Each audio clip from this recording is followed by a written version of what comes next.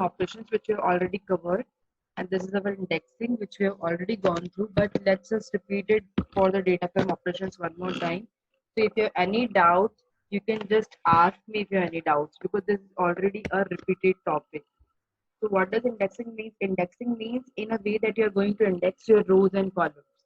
Columns are always labeled, but indexing is when you give 0, 1, 2, 3, 4 to your rows. So if you're not doing any indexing in the data frame, by default it has been taken as 0, 1, 2, 3, 4. And if the indexing is 0, 1, 2, 3, 4, or if you have already given the indexing, it will take that indexing. So let's see if you are taking 1, 2, 3, 4 or 0, 1, 2, 3, 4, whatever the indexing is there, how can you slice it, or how can you find out the subset of the data frame? So for finding the subset of the data frame, we have these three options over here. One is this, another is dataframe.loc, and the next one we have is dataframe.iloc. Okay. So what happens in data indexing using this? That means that you can, if you are using, if you want to access only one single column or one index row name, then what you can do, you can simply put it like this data frame, and with the square brackets, what you can do, you can put your all the whatever the column or the row you want, you can put directly over there. Or one more way is that if you are not using the square brackets, you can always use the dot append operator with it, and you can specify the column name. Another way of accessing it is you can use it with dot .loc. Now this is usually used for the labels. Another one is dot .iloc. I stands here for integer location. That means you cannot pass some column name or something like that, but you can only take integer values inside this. So dataframe.iloc is there, dataframe.loc is there, and dataframe.column name or row name if you want to access. So let's just go through the example to be more clear for this. So our example is this, in which what is, just let me remove this one.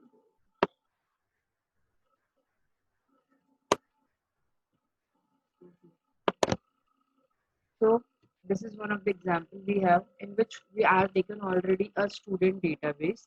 In that database, data frame, sorry, I have taken the student data frame as having a list of tuples. The tuples are there because it is in small parentheses, so we have a list of tuples are there. So we can also create, with the help of list of tuple also, we can create data frames. So our data frames creation is similar as we are doing from long time, which is pt.data frame, and then the students, comma, what are the column names do you want to keep? Now this is the data. The data was here, so it is in students, so we have kept directly over here students, comma, now we can assign the column name to this here, and indexing also can view as we have this index of data frame. Now see, the data frame is already created. Now what data frame is already created, but what if we want to access, as we were discussing about the indexing, see this is our database in the output. Now what if we want to access a particular column? So for selecting a particular column, you can directly access it like this. So if I write df, and in the square bracket, if I'll write directly the column name as name, you can see the output, that I can get the output completely of a column. Similarly, you can go with the same function, but instead of square brackets, you can use dot operator. So if you want to access your column with data frame, then you can access it using either square brackets, which you are doing in all the programs, or by using dot operator, you can also do this. Both will give you the same output. Next is to select the multiple columns. What if you want to select the multiple columns? So for that, already I informed you that you can pass the n number of elements in this, whatever, how many columns do you want to see. You can put all the columns name inside this. The only condition which you need to follow is that it should be double square brackets. Why double square brackets? Because when you pass two columns together, it becomes a list. So you are passing a list into a data frame location. So that's why it will be into your double square brackets. If you will put a single square bracket, it will go through you an error. So you cannot do that. So you can see the output that I wanted the name also, and I wanted the age also. So I selected the multiple columns. You can see that when I select a single column, it will give me only single column. If I want to select multiple columns using both the column names, then it will give me with both the columns names. The next we have is that we can select a single row by indexing label. Now see, rows are usually indexed either by the label or by 0, 1, 2, 3, 4. So if I want to access my row by some index which are already given, so indexing was given as A, B, C. If I want to access my B8 row, Then how can I access it? I can directly use .loc and I can directly give my I can directly give the name of the row, indexing of the row which I wanted to get shown up. Just a minute, let me. Okay, so you can see the output over here. That when I want to select it using a single row, I have given the indexing as B. So you can see that the B, that means Priya 30 and Delhi should come out. So that's see, you can see that the elements associated with B has already popped out. So in the similar way, if one more thing, you can also give the indexing as only B. If you give only B row will come, but you can also give it as B is to dash. Nothing has been written over here. Why is it not written? Because LOC's syntax says that write down the start in the start rows name, end row name, start column name, end column name. So if you do not give anything inside this, it will take all the columns. So let's see this into the output to be more clear picture. So the columns are name, age, and city, and they want a B indexing. So you can see that if the output and the column was not mentioned, all three columns has come as an output. You can see name, Priya, age, 30, and city, Delhi. So in this way, you can take out a single row from your data frame. But what if you want to take 2 rows or 3 rows or multiple rows? So you can do it into this way. As we were doing it into the column, we are defining the two names together. In similar way, you can do here also. We are defining here two indexing C, and we both of them we want. And since they are also two in number, it becomes a list again. So then you have to pass it into the double square brackets, comma. What does it say? This is the start row and end row, comma. What does the in syntax say that it should be start column and end column. If you're not mentioning anything, it will take out the complete data for you. So you can see that if you want to select the multiple rows, you can see B and C both has been popped out in all three columns because we have not mentioned that which column do we want to take. You can always specify the column also. Now what, just because I have not specified any column because I wanted to show you how to take out the row, completely rows. Now what if I want to take row and column both? Then there is always a syntax saying that you can write start row, end row, start column, end column. So it will give you C and B rows with column age and name. It will not give you the third column which says city. So you can see that I got the C and B row with the age and name column. Before, when we were not mentioning the column, all three columns are by default coming. It was taking all the three columns. But when you mention the column name, it will take only two of the columns from there. Next we have is like if you want to print.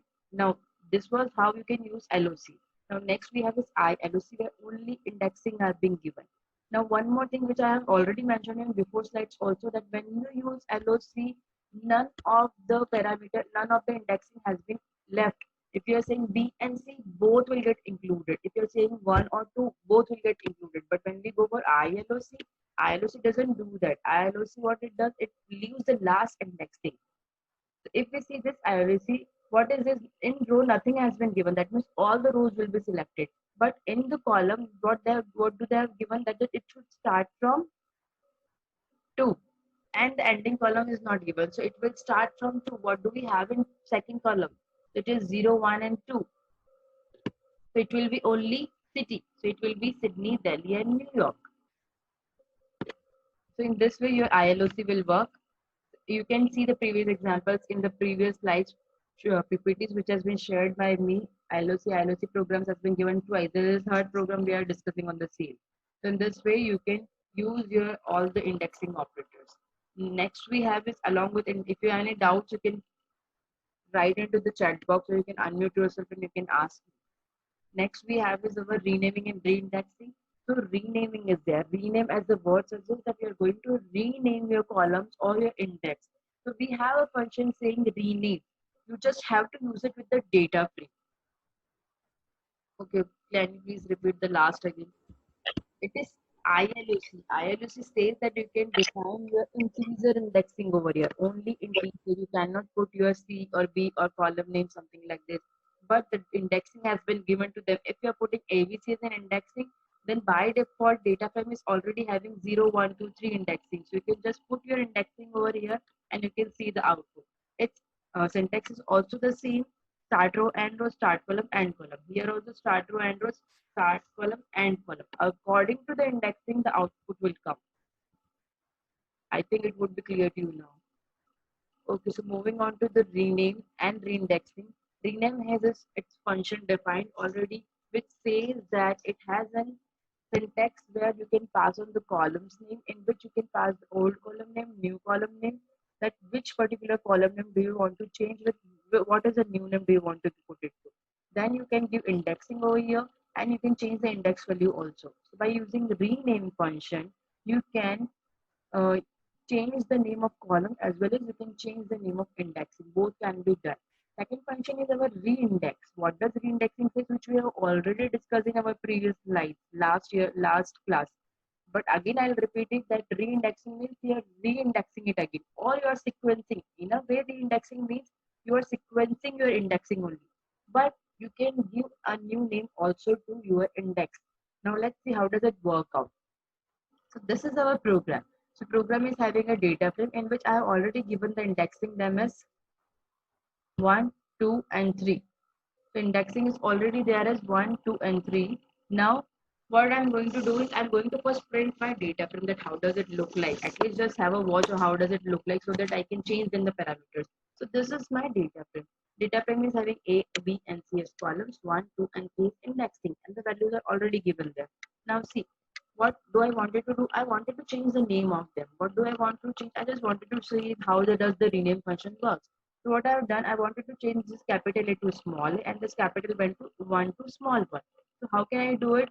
It's like df.rename. Since rename is already there in pandas, we can directly use that function. But for that, we do not need to import anything other than pandas, because when we will import pandas, everything will by default come inside. So df.rename. So rename will do your renaming function. And what do we want to rename? That I want to rename columns.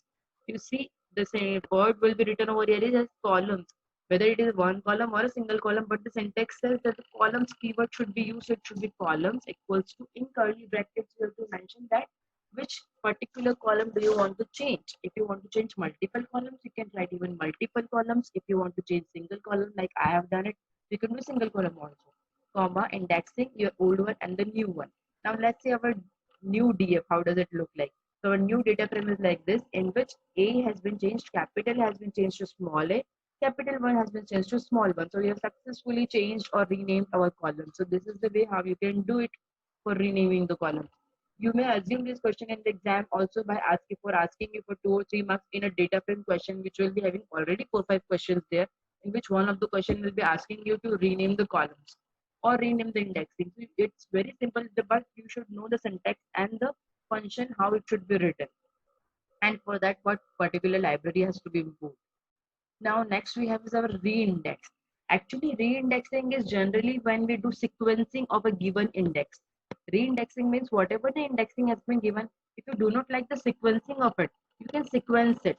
You can also give a new index, but when you give a new index, what will happen we'll see into the program. So first we'll see that if you want to sequence this up. So I do not want 1 to 3 to be like this, but I want it should be 3 to 1, just reverse of it in descending order. So what can I do? I can just use a reindex function for it. So it will be df.reindex, and I can mention this, since these are 3 parameters, it will go into the list. So square brackets will be there, and according to the function, the small parenthesis should be there outside. So it should be 3, 2, 1. Now let's print the df. So now our df is C, 3 and 2 and 1. It has been changed. It was originally 1 to 3, but now it is 3 to 1.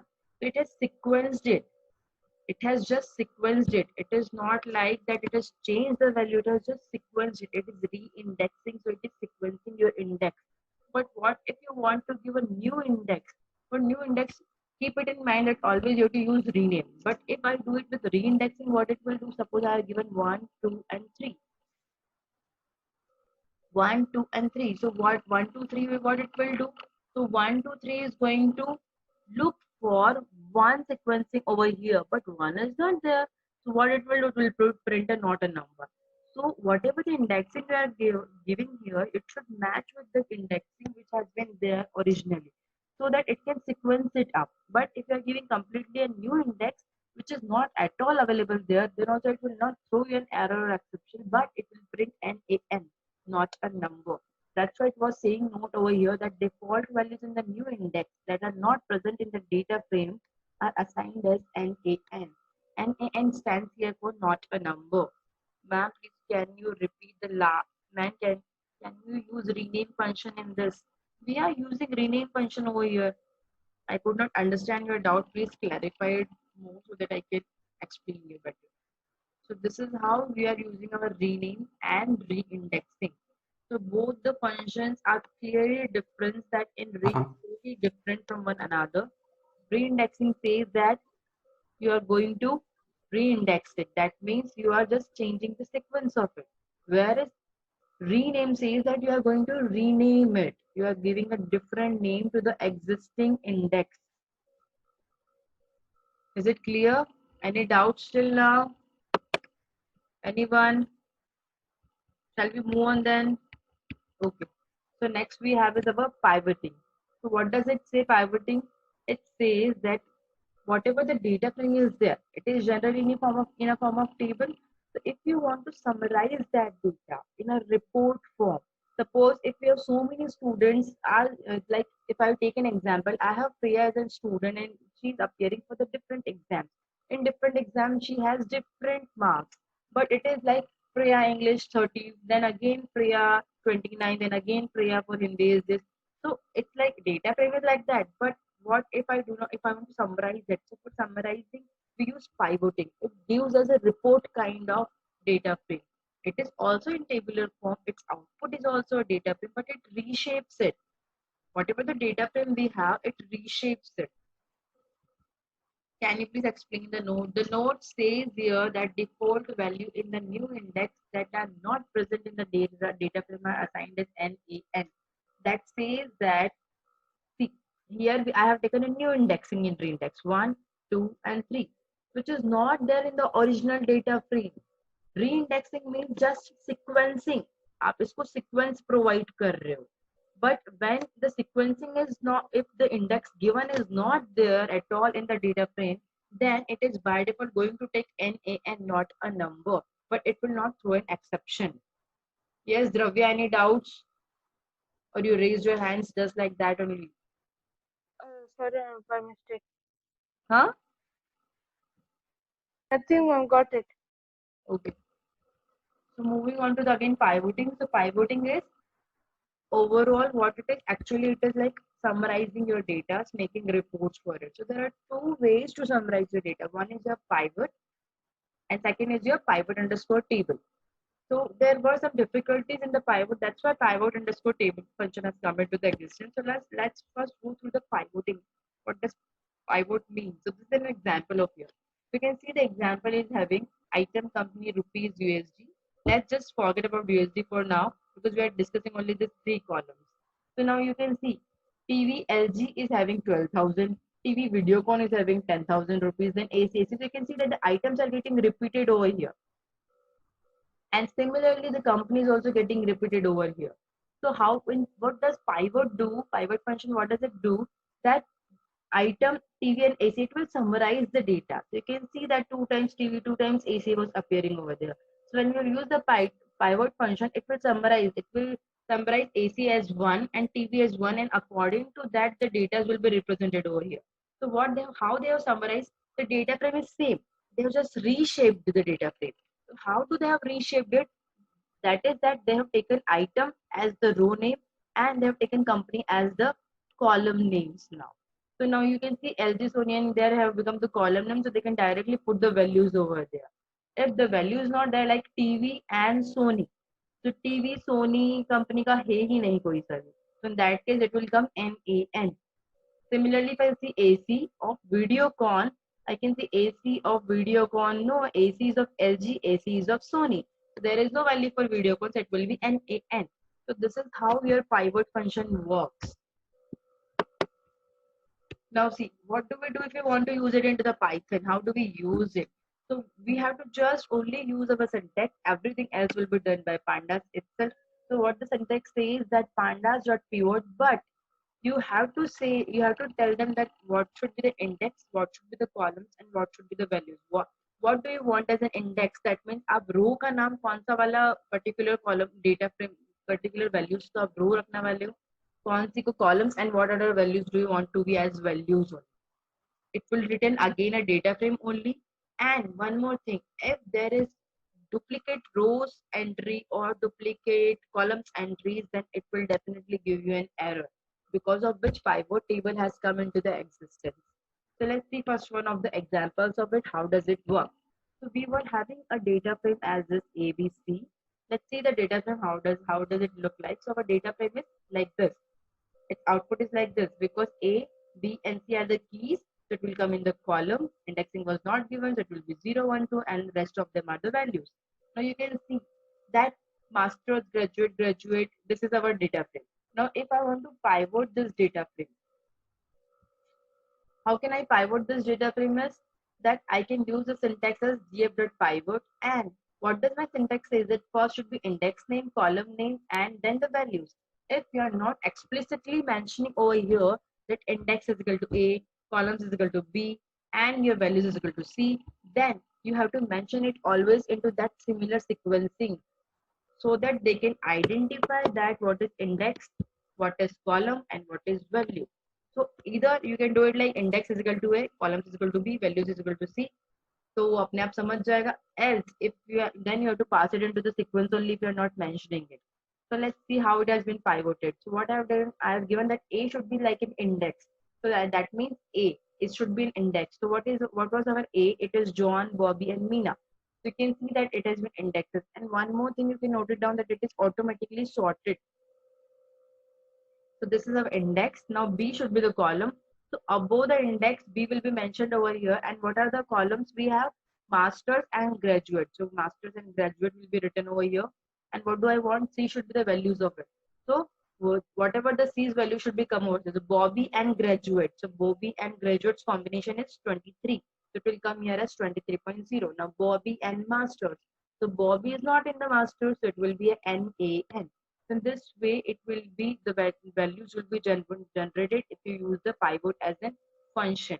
Many times in practical exams or in your final exam, you may get a question asking that the data frame has been given, please pivot it. Use the pivot function and convert your data frame into a summarized data using pivot or pivot underscore table function. So in that way, in this way, you are going to use it. So now you can see here that only one was the value being passed as a C. If two values you want to pass, you can also do that using this. If two values are passed, you can use the two values and you can see the two values, how does it look like that. So if you pass two values inside it, you can see for C and for A, graduate and masters, graduate and masters. And according to the mapping, then the values will appear over here. One more thing, in the hashtag whatever I given, you should go through them, read them once while you'll be revisiting your PPTs at home. So here it says that print this, so you can always, it is not necessary to write two statements for the same line. You can use one statement itself. It is like this.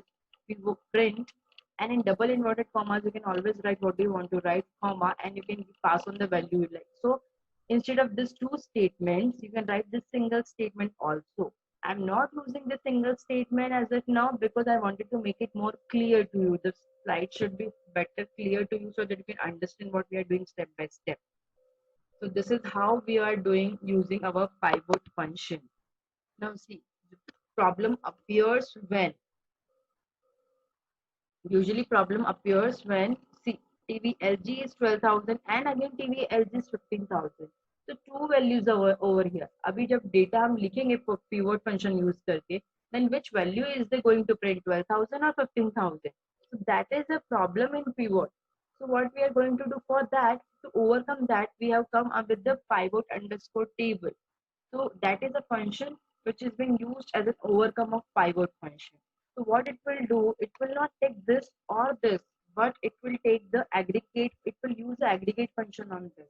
So either it will sum up them, if you will say to sum them, they will sum them. If you say to average them, it will average them. So the pivot function has one more column associated with it is aggregate function. You can see the index syntax over here. See, the previous function was having index, columns, and values. Now the pivot table function is having index same, column same, value same. Only one more function has been added, which is aggregate function. in which you can define, do you want to go with mean, do you want to sum them, do you want to find out the standard deviation of them, variation of them, what do variance of them, what do you want to find, you can always specify over here in this particular column. So in this way, you can use your pivot underscore table. So let's just see one of the example over here. So this is our example. Now see, one thing which has been changed also, that you can see in this data frame only pandas has been imported, but in this data frame the numpy has to be also imported because we are using aggregate function in which we are using np.mean. That means we are using the numpy module. So numpy should also be imported. Otherwise, you cannot use this function over here because they will not be finding the np's definition, means definition anywhere else because it is in the numpy module. So now see, this is our data frame. Let's see how does it look like. You can see so many things are repeating in the data frame. Now what do I wanted to do? I wanted to find a pivot table. So what do I do? That the data frame is there. Now values, we have three things inside it. Index should be given, column should be given, value should be given, and along with it aggregate function should also be given. That means what, how do you want to aggregate it?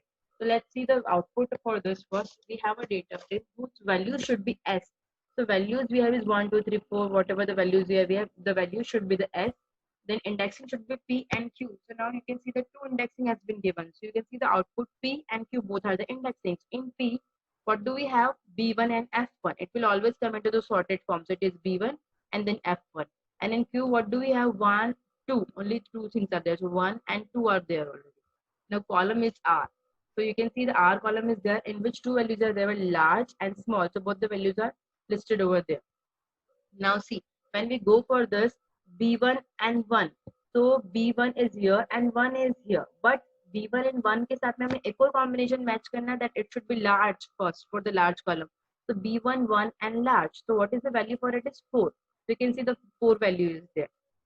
Similarly for B1 to large, so B1, 2 and large, 7 value should be there. So 7 has come over here. Now what if two values are there for the same thing? So we will just see which one is having a 2 value. So B1, 1 and small. B1, 1 and small. So B1, 1 small is we are having only one value which is 5.0. Now B1, 2 and small. So B1, 2 and small is having 6. Is there anyone? B1 to large, B1 to, okay, we have only one, so it will be 6 over here. But in case if two values come, so we'll just check F1, 1, F1, 1 small, and you can see F1 large, two large values are over here. And two values are there, 2 and 2. So what do we do now? Which one to print? So what do we have? We have already a function np.sum. कि अगर कभी भी कुछ ऐसा होता है that if two values come inside it, then sum them up. So you can see that 2 plus 2 is 4. So for F1 large, that means F1 1 and large, the value will be F1 1 large 2 and F1 1 large 2 plus 2, it should be 4. So you can see the value is over 4. So in this way, you can see all the output and do it yourself because we are running less of time now. Now what in case if we have some missing values, then you can always use, if you do not want NaN to be NaN to be visible over there, you can always use this parameter fill underscore value is equal to 0. That if there is no value, don't use NaN but use 0 instead of it. You can apply so many functions together like mean, max, median, whatever the functions are there, you can apply so many functions together also. Next we have the last things we have is you can find the missing values, and for finding the missing value we have different functions. One function is null, not null, drop now, fill now and replace. So what does it do? We'll just see through it the program only. So we have this program in which already we have a data frame in which the columns are there and the index are also there.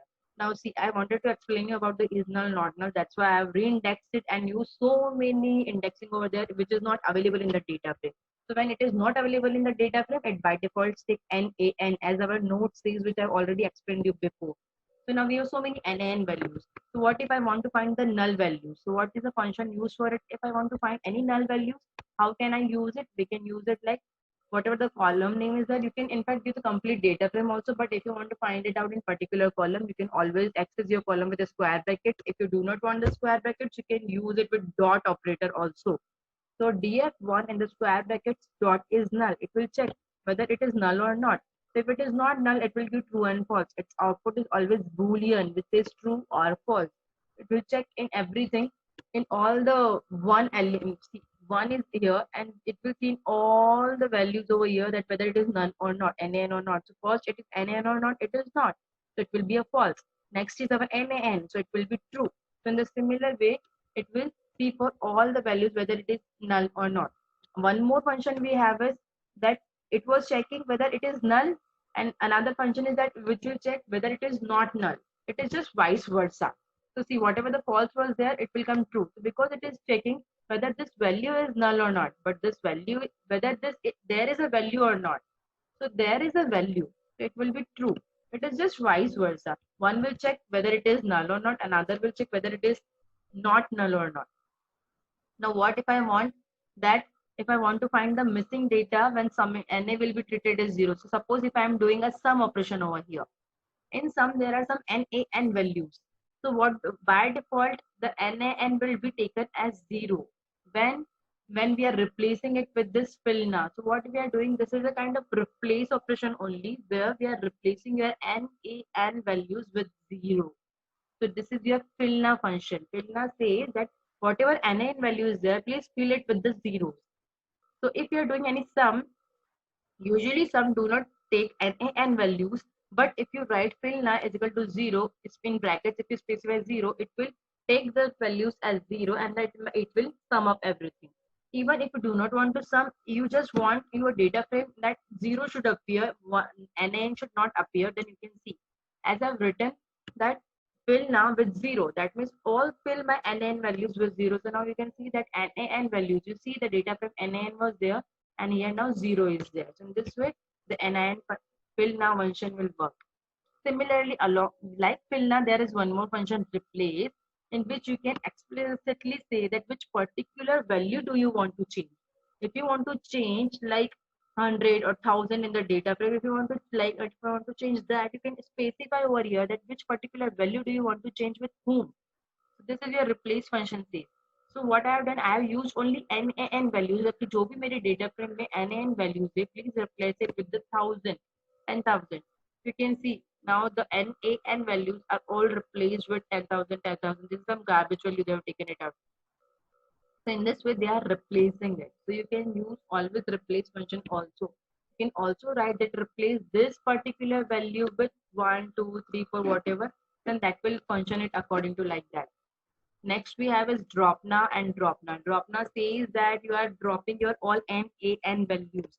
If you do not specify anything, whatever the row having nan values will get deleted. Complete row will get deleted. You can see B was having nan rows. It was completely deleted because I used drop now function.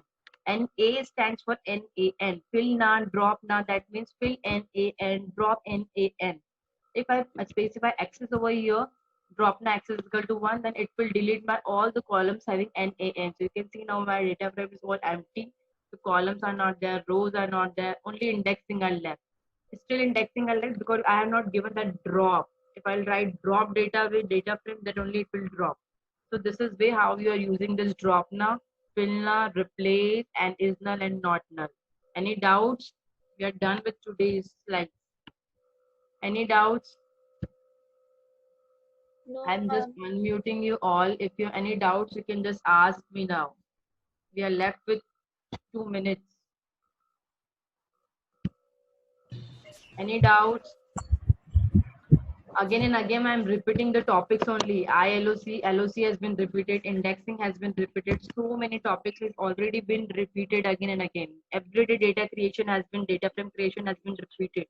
So by the time I'm thinking like you must be master in creating the data frame with all the things like list, array, series, whatever we have. Any doubts? I will be sending with the slides journal question also. Maximum of the journal questions are already there in the slides. If it is not there, that means I want you to try by yourself because I wanted to see are you using your mind or not, or you are just copy pasting it from the slides. Any doubts? We are left with only 1 minute.